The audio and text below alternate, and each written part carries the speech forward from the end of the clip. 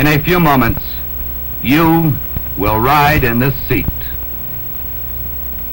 Wear this crash helmet,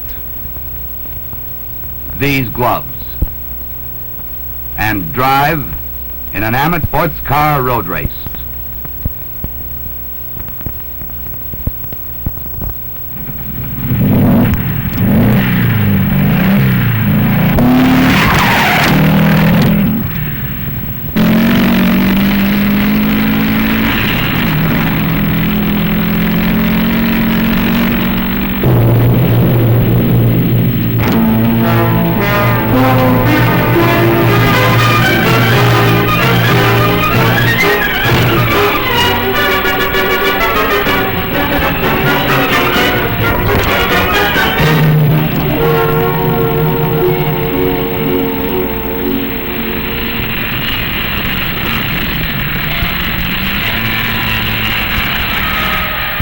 This is Road America.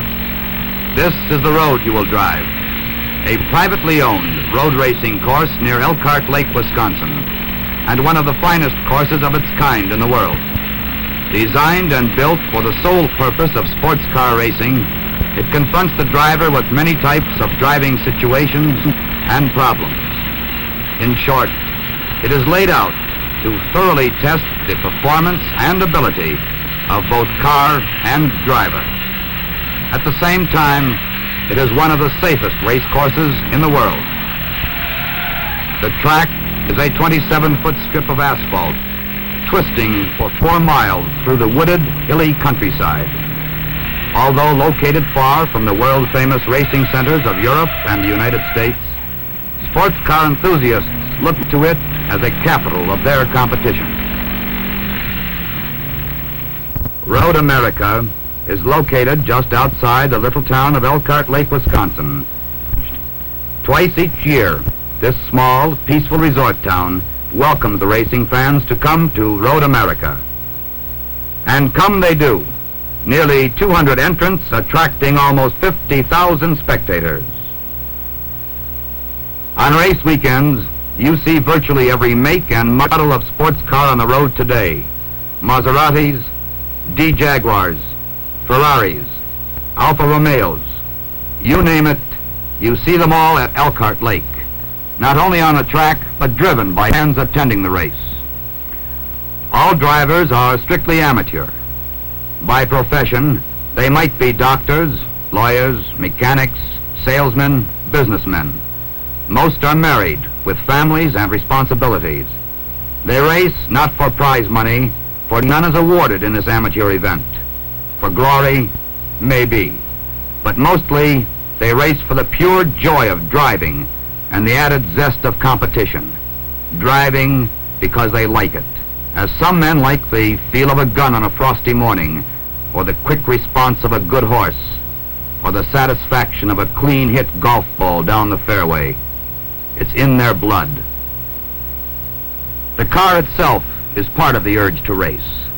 There is something about a sports car. Maybe it's the clean-cut economy of design, the classic simplicity of its lines, or the downright good sense of efficient performance.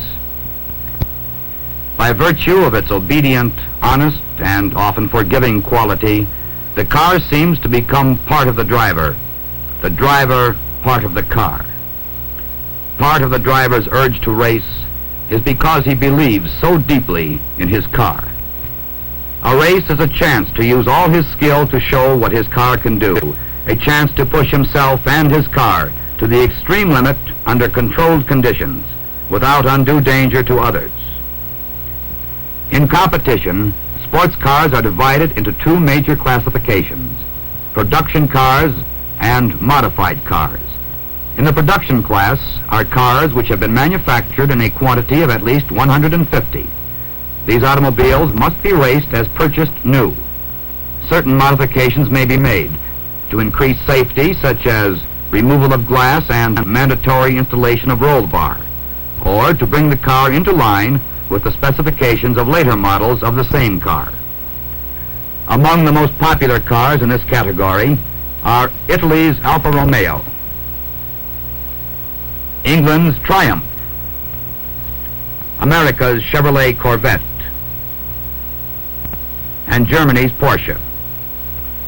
The modified or sports class, as it is sometimes called, includes factory racing specials, cars built especially for racing by well-known manufacturers to demonstrate their capabilities in a spectacular way. Examples are the English Lotus, speed capability 130 miles per hour, engine displacement 67 cubic inches, or the Porsche Spyder, speed capability 160 miles per hour, engine displacement 91 cubic inches. As the name modified would indicate, it may be a modification of a production car. The Echidna, for example, is the product of a three-way cross, a Chevrolet engine mounted on a Jaguar chassis and encased in a custom-made fiberglass body. The Gadfly, which also sports a custom body of fiberglass, is powered by the same engine as in the Lotus, the English Coventry Climax engine. There are as many varieties of modified cars as there are personalities in racing, for the driver has unlimited freedom to express his individual taste and preference. The car must burn pump gasoline, have 2 seats, 1 door, spare tire, headlights, and 4-wheel brakes, and the cubic displacement of the engine must be within the limits set for the class in which the car is entered. Let's see what's under the hood of one of these sports cars. This is the power plant of the previously mentioned Porsche Spyder. It is an opposed 4-cylinder air-cooled engine. Note the unusual details of its construction. The metal shrouding covering the air-cooling fan, a double carburetor for each 2 cylinders, the dual overhead camshafts on each opposing bank of cylinders. Its scant 4 cylinders develop 126 horsepower, turning it over at 8,000 RPM. This ability to coax enormous power out of a small plant is typical of sports car engineering, and this without benefit of supercharging, which would place the car in a higher class. Precision engineering, painstaking craftsmanship, close tolerances, and most important, the loving care lavished on every last detail of design and production. These factors explain the extraordinary efficiency of the sports car's small but mighty engine. The brakes of the average sports car are much larger than those of a conventional automobile, larger even than those of many cars weighing 2 tons or more. The preparations leading up to the race are almost as absorbing and important as the race itself. Long hours are spent adjusting and tuning. Cars must pass rigid qualifying tests for both technical and safety requirements. Does the car meet the specifications set for the class in which it is entered? Can it be raced without endangering the driver, other drivers, or spectators? Drivers, too, must satisfy strict requirements in order to qualify for the race. All entrants must be licensed to drive a national competition. A standard part of the pre-race preparations is practice at speed to test your car and get acquainted with the course. Let's move out with the larger production and modified cars for a few practice laps and a good look at the course.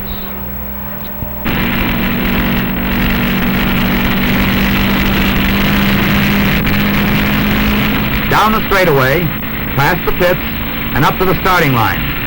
Even now, the sight of the starting line gives you that sinking sensation in the pit of your stomach. You think of tomorrow morning when it will be the real thing, not just a practice run.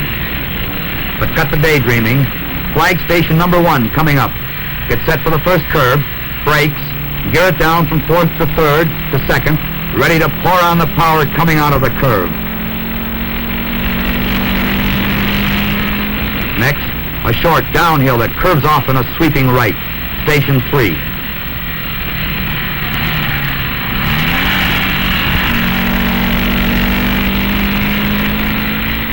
Now we let it out on a fast straightaway run to corner number 5.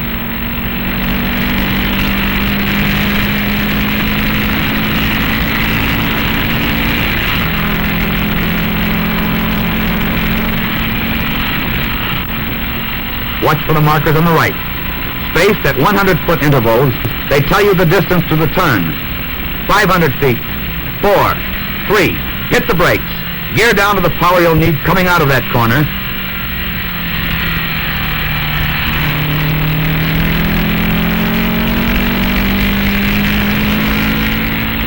Up the hill, ready for a sharp left-hand corner.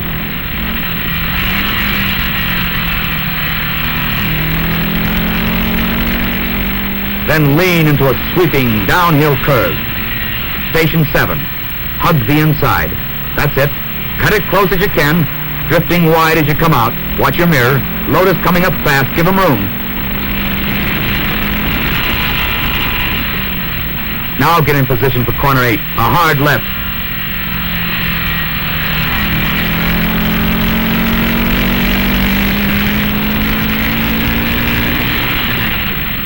Watch the flagman, a blue flag, the signal we are about to be overtaken by a faster car.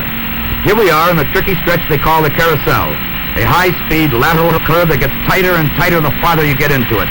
6,000 RPM in third, that's over 70 miles an hour. Two cars are coming up fast. We're in the middle. Hold it steady, don't do anything sudden. Now, push it hard. We're on the fastest stretch of the course, so make the most of it.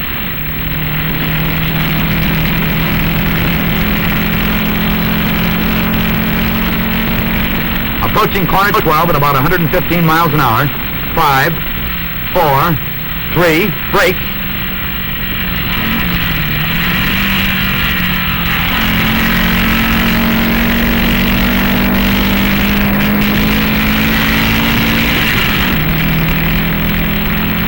Uphill run under the bridge, and we can take corner 13 full bore.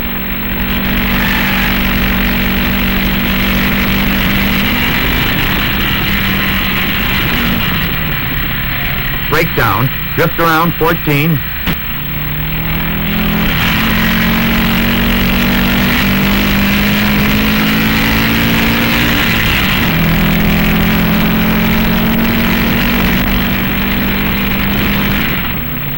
We're on the straightaway, up the rise, and passing the pit area at the end of a completed 4-mile lap, a trial run over Road America.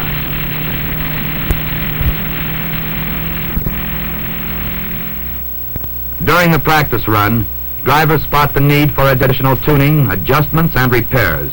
Drivers and mechanics work with grim intensity now. The pressure is on. Race time comes early tomorrow, and every hour is precious. Races are won or lost, not only on the track, but here in the pits.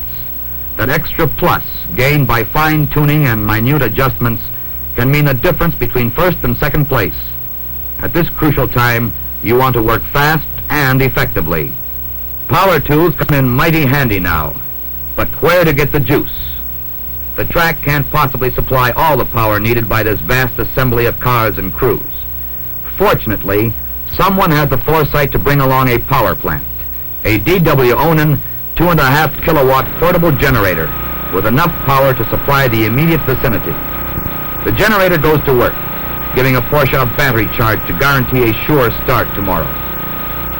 Running an electric drill used in making throttle repairs. Powering an impact lug wrench to speed up tire changing.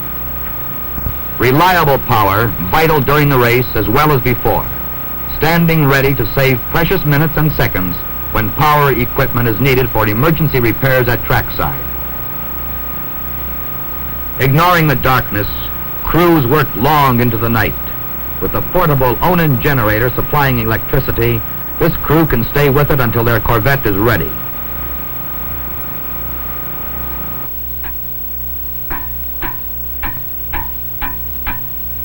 Suddenly, it's race day. Starting time is just minutes away. The culmination of months of work and planning. One last check to make certain we're ready. No detail can be overlooked. This is the moment when you feel the tension mount. Relax, you say to yourself. After all, you're in this for fun, remember? True, but just the same, you're anxious. Win or lose, you want to be in this race and you want to go the distance. They're marshaling the cars in the starting area, calling the race for Class H Modified and the under 1500 cc production class. That's us. You're at the wheel. From here on, you're on your own. Minneapolis, Minnesota. Car number 21, Porsche 1500, John Curran of East Cleveland, Ohio. He was 20th in the national ratings at production, driving a Porsche last year. Car number 71, a Porsche Carrera, W.H. Chadburn of Warsaw, Indiana. Car number 48, Elva Courier, Don By. Here comes the 1 minute bomb. This is the 1 minute bomb. And now, go to the track, gentlemen. All mechanics, off of the track, away from the cars, please. All mechanics, off of the track, away from the cars. If your car is ready, gentlemen, the upraised hand will signal go. It's 49, getting the jump.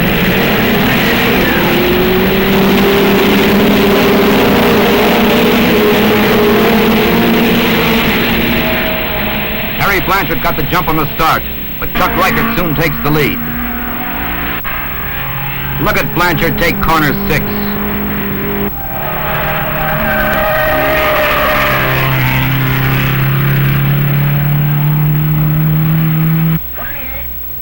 At the end of the first lap, it's Chuck Reichert and Harry Blanchard practically neck and neck. Bruce Jennings is third.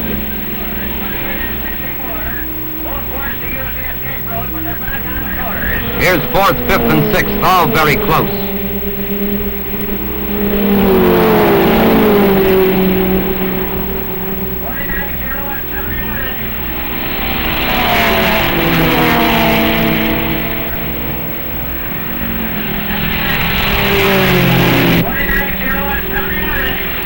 Coming into corner 3, now it's Blanchard in the lead. Chuck Reichert pressing him hard in car number 0.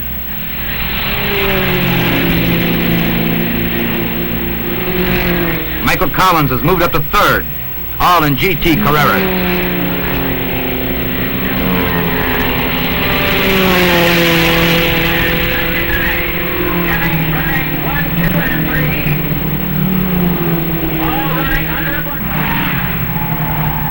Watch the way those Alfa Romeos lean.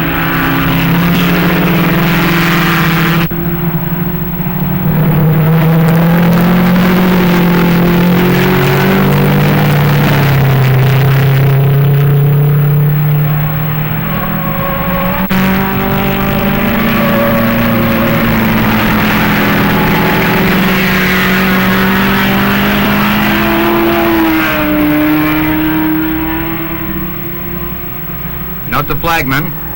He gives the blue flag. Somebody's about to be passed.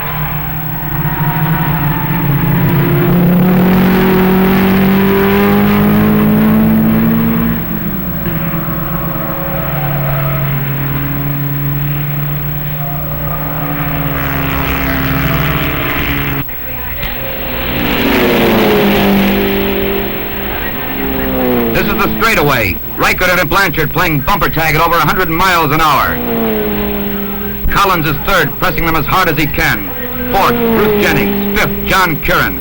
All of the first 6 cars are Porsches, followed by Bill Weisthoff in an Alfa Romeo Veloce Spider, leading in Class G production.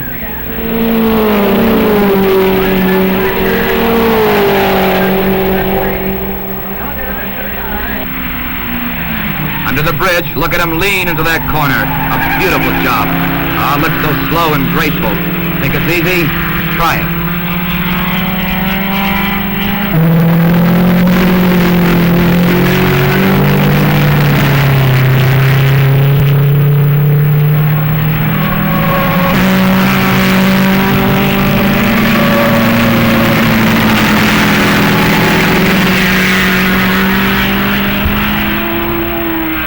Slid off the shoulder, kicked up a little dust there.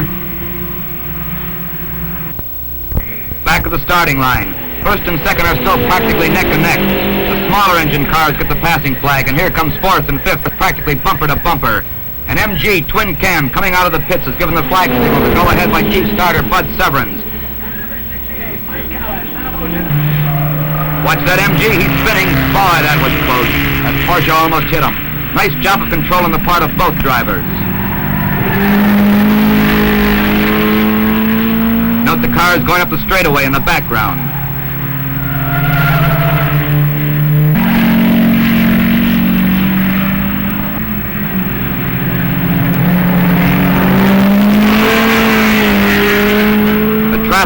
very close here, and it looks like it might be very dangerous, but actually it's safer driving in this race than it is on the average highway.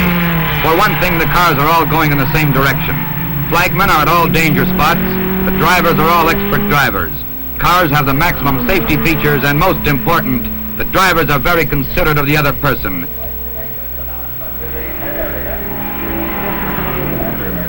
Number 77, an Alfa Veloce, Bill Wiesthoff, first overall in the Class G production. But what about you? How are you doing? Let's take a look. Coming up fast, corner number 5.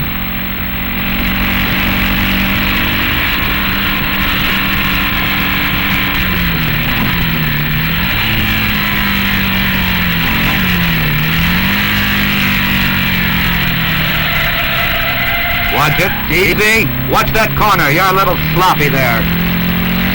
Pour it on. All right now. Let's take these 3 cars.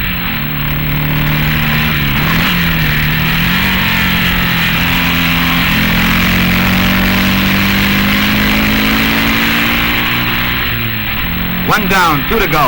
You're clear of them. Cut. Drift out. All right, let's take the second one now. Got enough room here. Tromp on it. We can't take them both without risking trouble. Cut over, gear down. 1 to go. Let's take this one right now. Go. Watch them. You're clear. Cut back in now. Get in tight on this corner. Take them the shortest possible diameter. Hold her steady.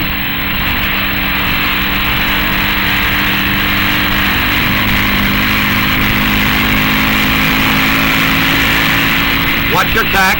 Don't go over 7,000 RPM.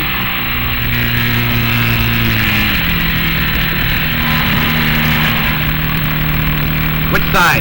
He says to the left. Let's take him there.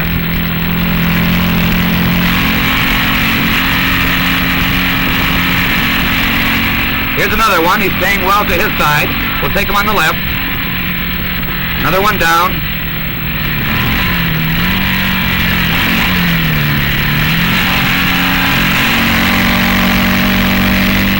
Very smooth. Take them all like that. Now it's clear sailing. There are times in a race when you seem to be all by yourself. The cars are either ahead of you or behind you. Let's find some more. Let's go. With no one to block you in the curves, you can really make time. That's it. Take that corner full width. Take every inch of it.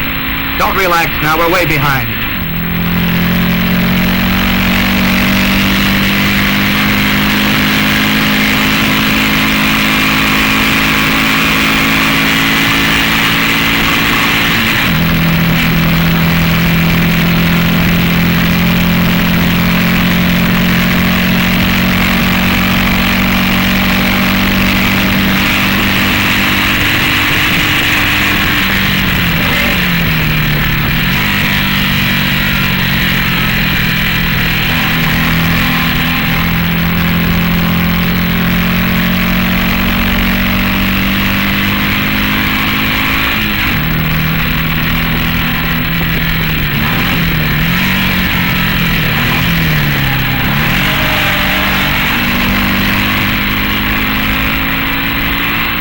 There's 2 ahead of you.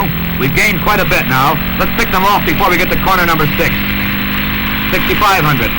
66. 67. 6,800. Shift!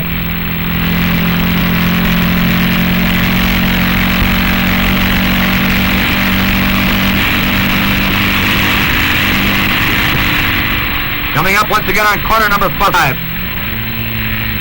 Watch your markers. We're pretty fast. Too fast. Too fast. You lost her. Hold her tight. Clear over. Take it easy. Bring us back slowly. Oh, we lost our place. Let's go get them. Not too anxious. You're too fast for this one, too. Relax. Take it easy. Don't get spooked into those corners.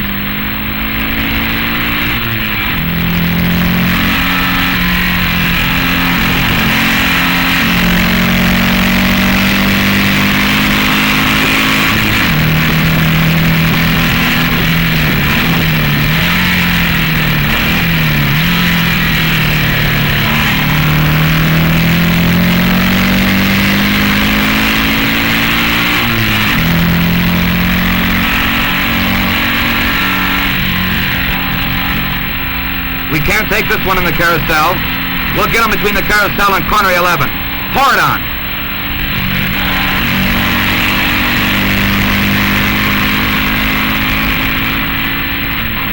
You're going to catch him on 11. Take it easy. He may drift out. Watch him. Watch him. You're clear. Now go.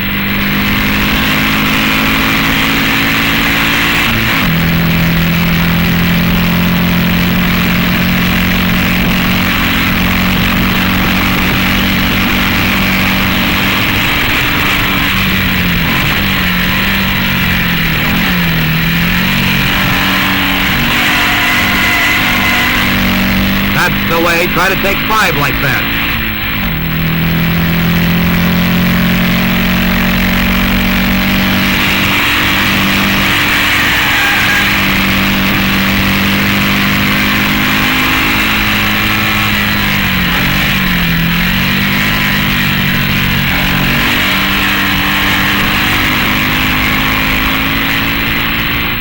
All right, there's 3 more ahead of us. Let's take them. Somebody's having trouble. He's pulling into the pits.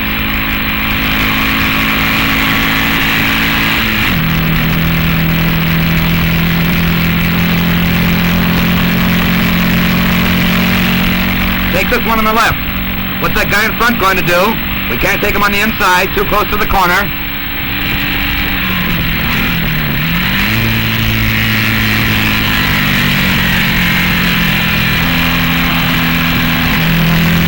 Now, stand on it! He's pulling to the right to let us by. Let's take him.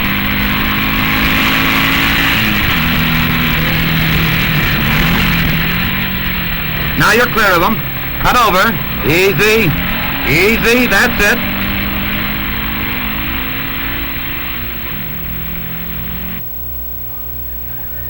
In a very close battle for first place, Harry Blanchard of Greenwich, Connecticut, car number 49, and Chuck Reichert of Indianapolis, Indiana, car number 0, in a flawless exhibition of speed, exchanged the lead 4 times during the race. Blanchard grabbed the lead for the last time in the 13th and final lap to win first in class and first overall. Here he comes, a beautiful race.